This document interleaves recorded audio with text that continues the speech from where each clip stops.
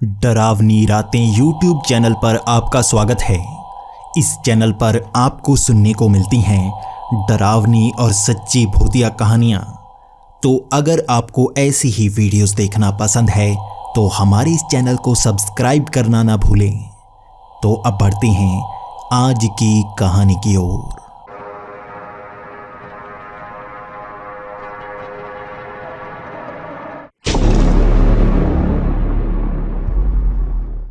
हमारी आज की कहानी हमारे साथ शेयर की है विराट जी ने।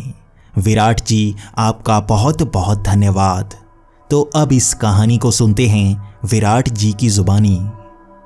हेलो दोस्तों, मेरा नाम विराट है और मैं दिल्ली कैंट में रहता हूँ। मैं आज आपको अपने साथ घटी एक सच्ची घटना के बारे में बताने वाला हूँ। मुझे क्रिकेट खेलना बहुत ज़्यादा पसंद है, इसलिए मैं उसकी ट्रेनिंग के लिए खास कैंप पर जाया करता था। मैं अपने दोस्त राघव के साथ उसकी बाइक पर जाया करता था। राघव कभी भी अपनी बाइक नहीं चलाता और वो मुझे ही अपनी बाइक चलाने को कहता। हम हर रोज़ वहाँ पर ट्रेनिंग लेने के लिए जाते। मैं एक बहुत अच्छा बैट्समैन बनना चाहता था, लेकिन राघव को स्पिन बॉलिंग पसंद थी। हम रोज़ सुबह निकलते और शाम के 6 बजे वापस घर आ जाते। कई बार हमें देर भी हो जाती और राघव मुझे बार बार कहता, हमें रात के समय भूत प्रेत मिल सकते हैं, क्योंकि दिल्ली कैंट के कई इलाके में ऐसी अफवाहें फैलाई जाती थी कि वहाँ भूत प्रेत रात को लोगों को दिखते हैं, लेकिन हमें तो वो कभी नज़र नहीं आए। सर्दियों के मौसम में हमें अंधेरा हो जाता है जब हम घर की तरफ आते हैं, लेकिन हमें तो कोई भी नज़र नहीं आया था। लेकिन ये सितंबर की बात है। उस समय हमें खेलते खेलते काफ़ी टाइम हो गया था और उसके बाद हमें घर की तरफ निकलना था, लेकिन कई दोस्त बार बार जिद कर रहे थे कि हम टूर्नामेंट जीत चुके हैं तो हमें पार्टी करनी चाहिए। हमें एक जगह पर ले जाया गया और वहाँ पर हमने जमकर पार्टी की। वहाँ पर खाने के लिए बहुत सारा सामान था और हमने भी जमकर खाया, लेकिन खाना खाते और बातें करते हुए समय कैसे बीत गया हमें पता ही नहीं चला।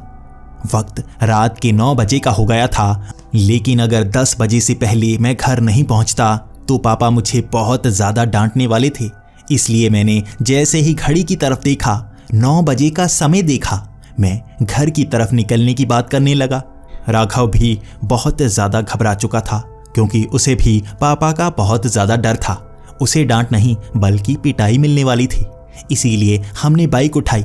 बाइक मैं ही चला रहा था और हम सीधा दिल्ली कैंट से निकलते हुए घर की तरफ चलने लगे। अब काफ़ी अंधेरा हो चुका था और हम उन्हीं जानी पहचानी गलियों से निकल रहे थे। लेकिन हम जैसे ही एक पहचान वाली गली से निकल रहे थे, हमें सामने से कोई सफ़ेद कपड़ों में नज़र आया। राघव बार बार कह रहा था, देखो, लगता है कोई आज ट्रेनिंग लेकर आया है। देखो, हमारे जैसे सफ़ेद कपड़े ही पहने हैं। राघव तो ये बातें कर रहा था, लेकिन मुझे वो आकृति बड़ी ही अजीब सी लग रही थी। मैंने बाइक वहीं पर रोक ली और मैं थोड़ा सा घबरा चुका था। मेरे मन में वही पुरानी सी बातें आ रही थी, भूत प्रेत की बातें आ रही थी। लेकिन राघव बार बार कह रहा था कि देखो, किसी ने सफ़ेद कपड़े पहन रखे हैं, वो ज़रूर ही क्रिकेट खेलता होगा। शायद वो हमारा कोई दोस्त हो सकता है जो चल कर जा रहा हो। लेकिन मैं उसे बार बार कह रहा था, ये कोई चलकर आगे की तरफ जाने वाला व्यक्ति नहीं लगता, ये तो वहीं खड़ा है, बार बार दूसरी तरफ देखे जा रहा है। उसका सर बार बार बड़ी ही तेजी से हिल रहा था।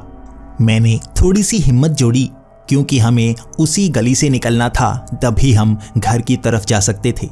मैंने बाइक स्टार्ट की और दोबारा मैं आगे को बढ़ने लगा। दूर से वो आकृति धुंधली सी नजर आ रही थी, लेकिन पास पहुंचने पर वो आकृति थोड़ी सी साफ नजर आनी शुरू हो गई। हमने देखा वो हमें हाथ दे रहा था। उसने हाथ का अंगूठा ऊपर की तरफ किया हुआ था, यानी कि वो हमसे लिफ्ट मांग रहा था, लेकिन उसका चेहरा दूसरी तरफ था। हम यही सोच रहे थे कि कैसे कोई हमसे लिफ्ट तो मांग रहा है, लेकिन अपना चेहरा हमारी तरफ नहीं कर रहा है। मैं बाइक को धीरे से उसके पास से निकाल रहा था, क्योंकि मुझे ये भी डर था कहीं मैं उसे टक्कर न मार दूं। ये सड़क काफ़ी टूटी हुई थी और हमें खड्डों के ऊपर से नहीं बल्कि साइड से निकलना था, और वो भी खड्डे के एक तरफ ही खड़ा था। मैं उसको टक्कर नहीं मारना चाहता था, लेकिन मुझे उसके पास से ही निकलना था। लेकिन उसके आगे हमारे साथ जो हुआ उसने हमें चकरा कर रख दिया। मैं जैसे ही बाइक को उसके पास लेकर गया, वो जैसे एक ही झटके में हमारी आंखों के सामने से ओझल हो गया।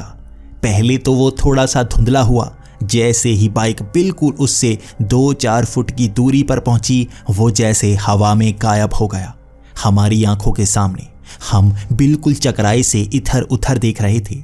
वहां एक स्ट्रीट लैंप था जिससे रोशनी यहाँ पर पड़ रही थी। आसपास हमें कोई भागता हुआ नजर तक नहीं आया और हमें ऐसा लगा जैसे हमने किसी प्रेत को देखा हो।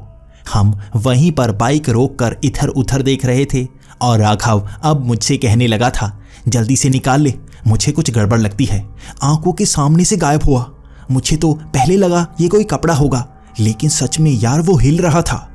मैंने भी बाइक को तेज कर लिया और हम काफी आगे निकल आए और जैसे ही हमने पीछे मुड़कर देखा, वो साया वहीं पर खड़ा हाथ आगे को करके अंगूठा ऊपर को निकाले लिफ्ट मांगे जा रहा था। हमें अपनी आंखों पर यकीन नहीं हुआ। हमें ऐसा लग रहा था जैसे कोई परछाई सी वहां पर खड़ी हो जाती है, लेकिन जैसे ही हम उसके पास पहुंचते हैं वो गायब हो जाती है। लेकिन हम थोड़ी देर उसे देखते रहे और वो पीछे से भी गायब हो गया। तभी राघव ने कहना शुरू कर दिया, यार यहाँ तो गड़बड़ लगती है, जल्दी से निकाल, घर पहुंचते हैं, मुझे डर लग रहा है। राघव ने जैसे ही ये शब्द कहे, मैं बाइक आगे को बढ़ाना शुरू हो गया और आगे 10 से 15 फुट की दूरी पर मुझे फिर से वही साया नजर आया और मैंने राघव को इशारा किया, वो देख आगे। राघव अब बहुत ज़्यादा डर चुका था और मुझे उसकी कांपती हुई टांगें भी महसूस हो रही थी।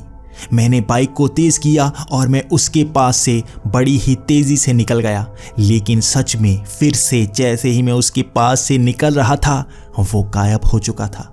राघव ने पीछे मुड़कर देखा और मैंने भी साइड मिरर में पीछे देखने की कोशिश की। वो साया नज़र नहीं आया। काफ़ी आगे जाने के बाद मुझे राघव ने बताया फिर से वो पीछे नज़र आ रहा है, लेकिन अब मैं बाइक बिल्कुल रोकना नहीं चाहता था। मैंने तेज़ी से उन गलियों से बाइक को निकाला और हम सीधा घर ही आ गए। घर आकर मुझे बहुत ज़्यादा बुखार हो चुका था और मम्मी पापा भी बार बार पूछ रहे थे, आखिर क्या हुआ है, क्या वहाँ ग्राउंड में कुछ हुआ है। मैंने भी पूरी बात सच बता दी।